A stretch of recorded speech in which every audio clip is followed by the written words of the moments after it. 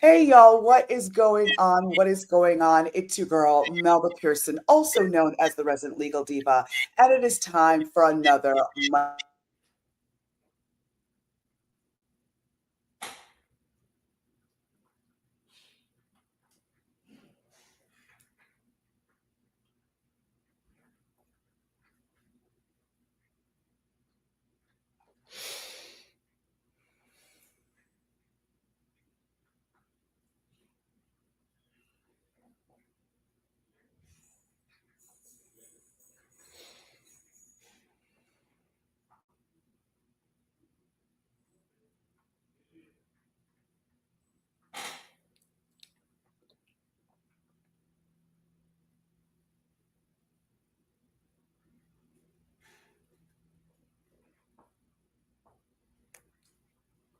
Zabel. Sarah, thank you, and welcome to Mondays with Melba. Well, thank you, and I appreciate the invitation. Of course, of course. So, can you share with everyone a little bit about your career path and your kind of like your life story up to this point? Yeah, thank you. I guess the Reader's Digest version. Uh, it's been a few years. I graduated Florida State, communications and theater. So my my dream was to one day be an actress, and I had moved to New York to pursue my acting career. And I guess logically, I didn't want to be a starving actress, although I love acting. And I decided that after some thorough research, speaking to some lawyers, I decided to go to law school. My parents, who were alive at the time, were thrilled, especially my dad. And I came back to Florida, and I went to Nova for law school, and I thought I was going to become an entertainment lawyer, move to New York after law school.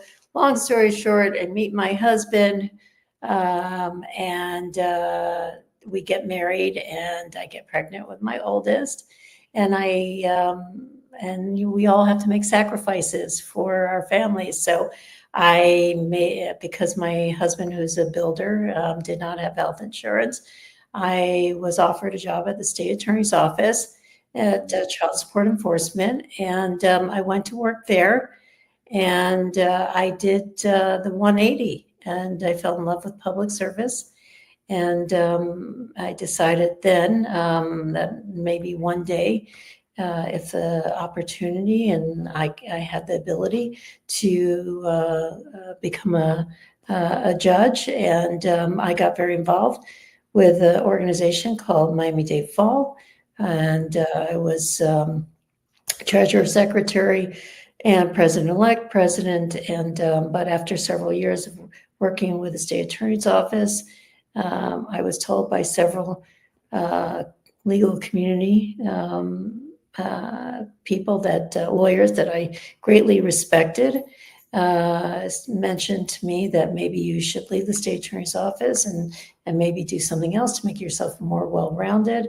And anyway, long story short, I took that leap of faith after almost 8 years and opened my own practice downtown Miami. I was a commercial litigator. I did some family law, employment litigation, mediation, also civil and family, and involved in the legal community. Anyway, Judge Robinson, who is a very well-respected judge, decided to retire. And at that time, my husband had a catastrophic accident that unfortunately was that life-altering change for me. We were expecting our fourth child.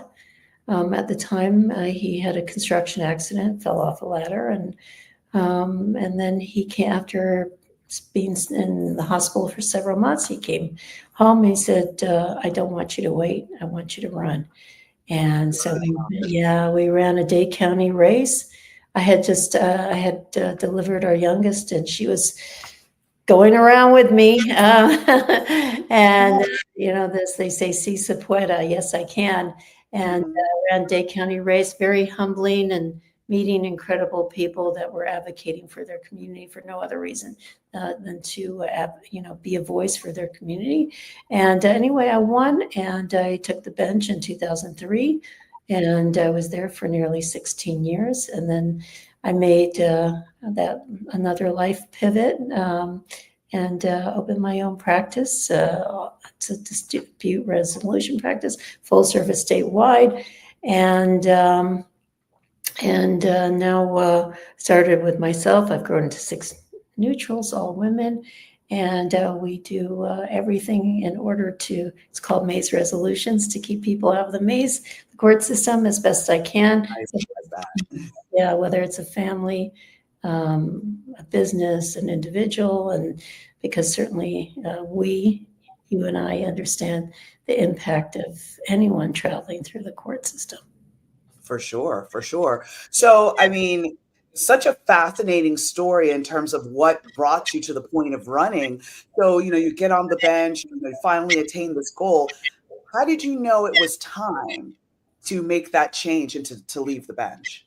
Oh, I always, and I say this in mediation too. I say, it's difficult to make a decision. That thought-provoking, difficult decision. But once you make the decision, it's easy. So I just felt it was the right time for me.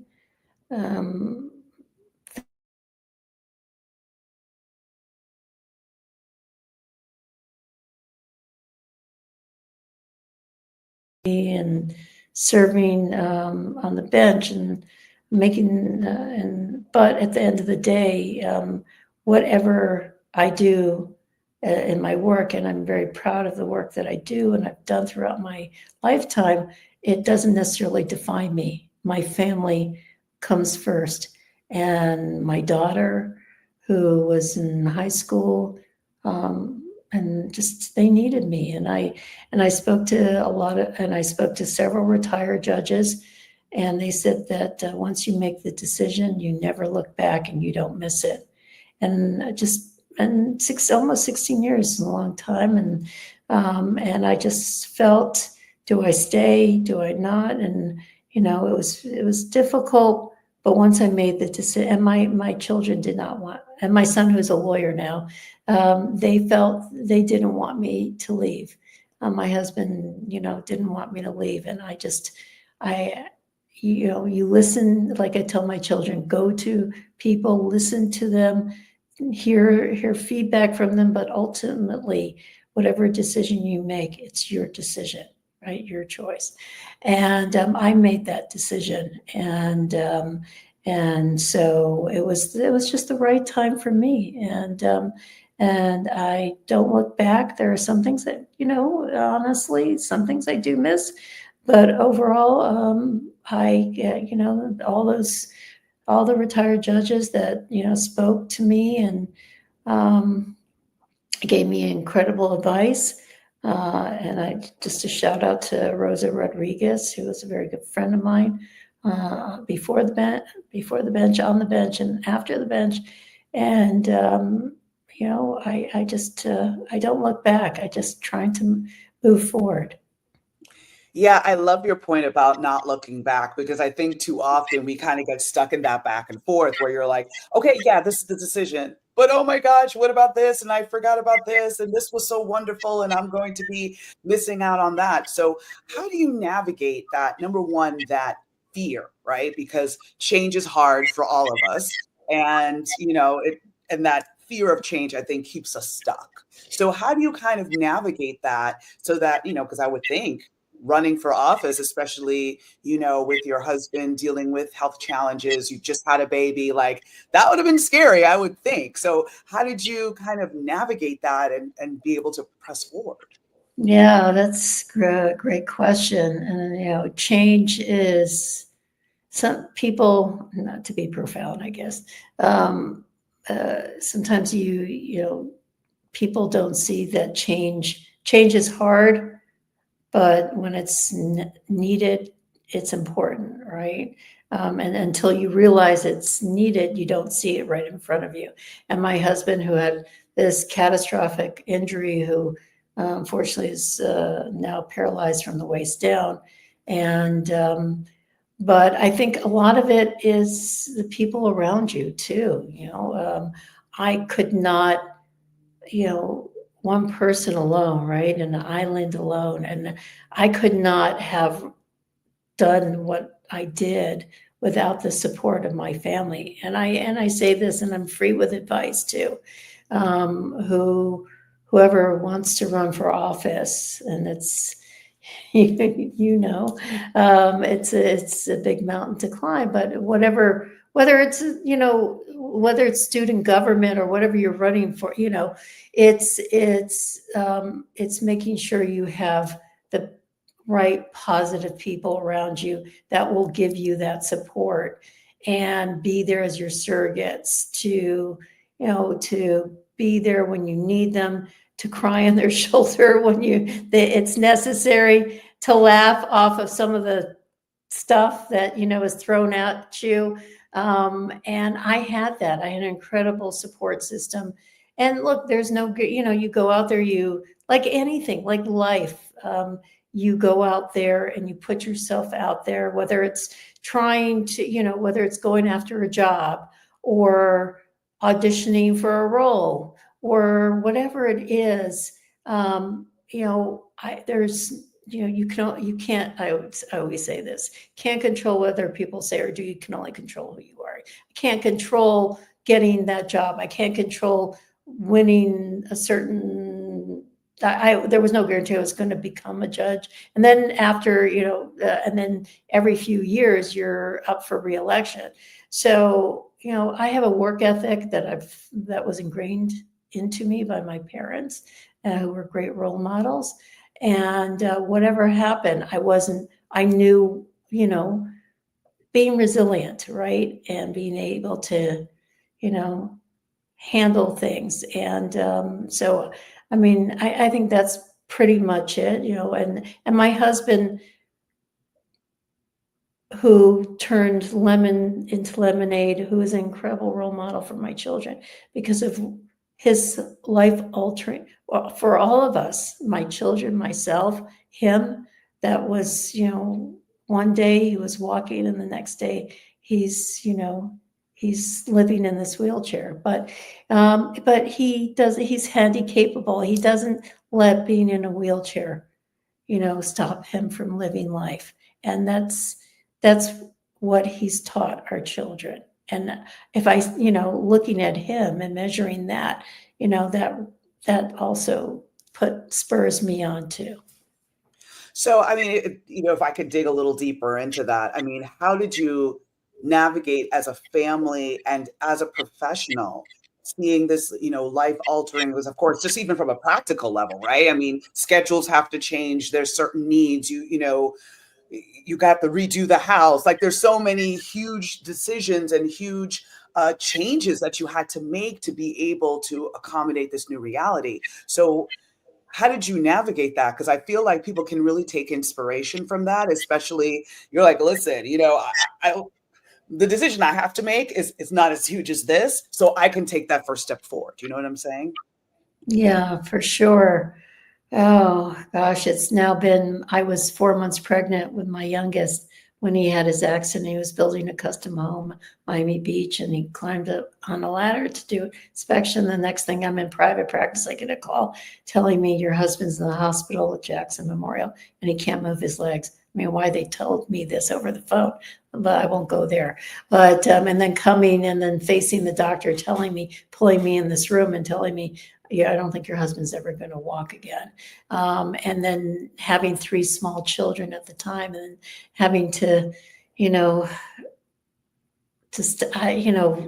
how I handled it, you never know how you're going to handle something until you're dealt those cards, right? And that inner strength. And it's not that I have inner strength.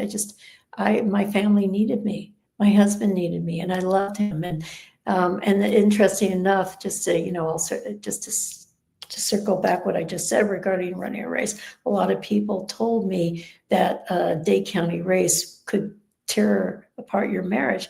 I said, if my husband's accident didn't tear apart my marriage, nothing will. And he's, my best friend, and I love him, and, but yeah, how do you navigate that? You just, first, I think it's the person. My husband is and I didn't enable my husband when he came back from the hospital too. He was in the hospital for several months. And I told him, I said, I'm not going to, be your caretaker. I said, you have to get up and live your life, because it's not over. And so immediately, and my husband is very stubborn, and I think that helped too. His stubborn strength helped him, and helped all of us. And he just, and also the fact that he's a builder, so we were able to modify the house, which was, and also to be able to, the wheelchairs and your change in life and everything else. He taught himself how to drive. He's water skied. We travel all over the place. I mean, yes, there's limitations, but we all have limitations. And I also find some, people could be fine physically and disable themselves. My husband, yes, physically is disabled, and he's gone through a lot, and not to go into, dig too deep, but maybe that's for another day. But he's gone through a lot, and he always tries to stay positive. And I think attitude just in life, easier said than done, I know. And you and I, I think we've had these conversations behind the scenes, but I think attitude and fortitude and grace is so important for just pushing through. Yeah, absolutely. Wow. I mean, just so much to take from that, right? But so then, kind of pivoting to two more last questions before we wrap today. So, it's the end of the year. People are, reassessing all kinds of decisions, right? As someone who's like a mediator and also have, just seen these disputes and stuff, right?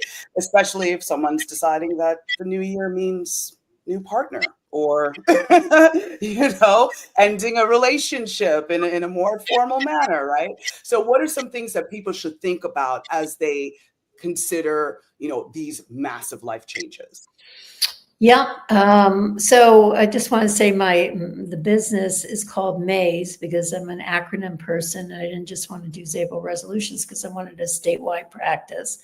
And so M for mediation, A for arbitration because I do arbitrate, Z for Zabel, and E for N to help navigate those in the rabbit hole, I call it. So, the court system. So what can people do? Being just whether you're about to go into a dispute, and or a couple who are thinking of taking that next step and their relationship is ending, is especially where children are involved. And I always tell parents this in mediation: you may be divorcing as a couple, but you'll always be married as parents.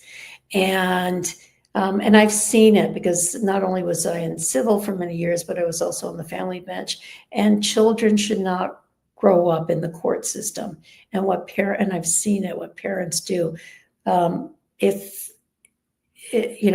this new year, before the new year, that's very stressful because with jobs and things are changing, and are you going to get that bonus? Are you going to be able to do what you need to do for your family?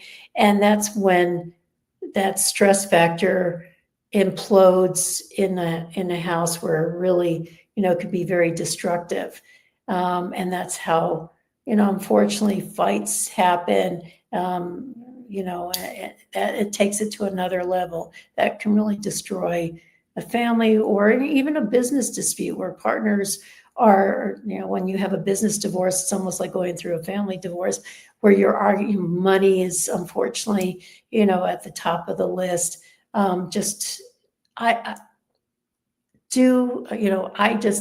I know it seems simple, is that looking through the lens, just like judges, you can ask 10 judges, right? The same legal question, you get 10 different answers. We're not all the same. We're not built the same. We don't think the same. And maybe that's good in reflection, but it's life experience, it's human nature. It's just to seek, don't feel like you're insulated or isolated. Speak to people. Don't let that argument fester in the wounds. Speak to people. Sometimes it's a fait accompli, and it just needs to, things are just, whether it's a, family, a couple who just are ready to end the marriage, that it happens. But I think it's just talking things through, keeping an open mind, listening to each other. I know kindness. And even though I don't agree, my personal opinions or whatever they are, is just to listen, be an active listener, communication, because in my humble opinion, and that's my philosophy, is that the more we talk to each other, not at each other, the more we communicate and keep that open line of communication, that will hopefully dissipate the conflict, and maybe, resolve issues that may, implode, things that are happening in somebody's life. And that's just, my just words of advice. Easier said than done, I know, but it's a mantra that I live by, and I try to taught my children, and that's pretty much it. Love it. So, Sarah, thank you so much for coming on today. How can people find you? Yes, thank you very much. And again, thank you, Melba, for inviting me. And I just want to shout out to your listeners that I've known this incredible, beautiful human being for many years. And she is just a joy and just an amazing human being. And for so many reasons, and the list goes on and on. So again, thank you for the invitation, and I think so highly of you. I'm humble, Sarah. Thank you. Website is mazeresolutions.com. I have all the information on my website. I'm on LinkedIn, at mazeresolutions.com. And my email is sz@mazeresolutions.com. If you want to email me and ask me any questions, or I'm on Facebook. And please, any questions you have, please reach out. If you have a dispute, or you just want to ask questions about about Maze resolutions and want to get more information, I'm happy to answer any questions. And also, mentoring is very important to me. It's about pay it forward. So any young people or anybody out there who just is interested in what I do, or just needs some words of advice or positivity, please reach out. Awesome. Thank you, Sarah. I am so humbled, and this has been amazing. So thank you for these gems of wisdom. Everyone, just know I'm tagging Sarah and everything, so you'll be able to easily get to her profile and her website. So don't you worry.